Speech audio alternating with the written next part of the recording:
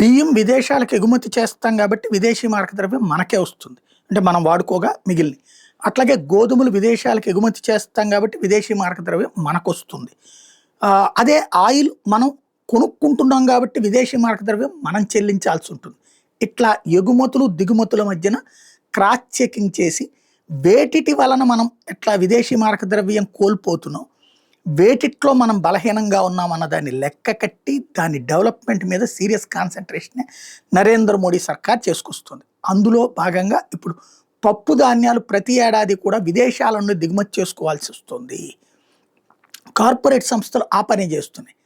దిగుమతి చేసేసుకుని డైరెక్ట్గా ఇప్పుడు సూపర్ బజార్లు పెట్టే వాళ్ళందరూ కార్పొరేట్ సంస్థల నుంచి కొనేసుకుంటారు. అదే భారతదేశంలో ఉన్నటువంటి రైతులకి నష్టం వచ్చినా వరేస్తున్నారు, నష్టం వచ్చినా గోధుమ వేస్తున్నారు, నష్టం వచ్చినా కొన్ని రకాల పంటల మీదనే కాన్సన్ట్రేట్ చేస్తున్నారు. పంట మార్పిడి మీద ఇంట్రెస్ట్ చూపించట్లేదు. ఎన్నోసార్లు ఎన్నో ప్రయత్నాలు జరుగుతుంటే ఆగిపోతున్నటువంటి సిచ్యుయేషన్.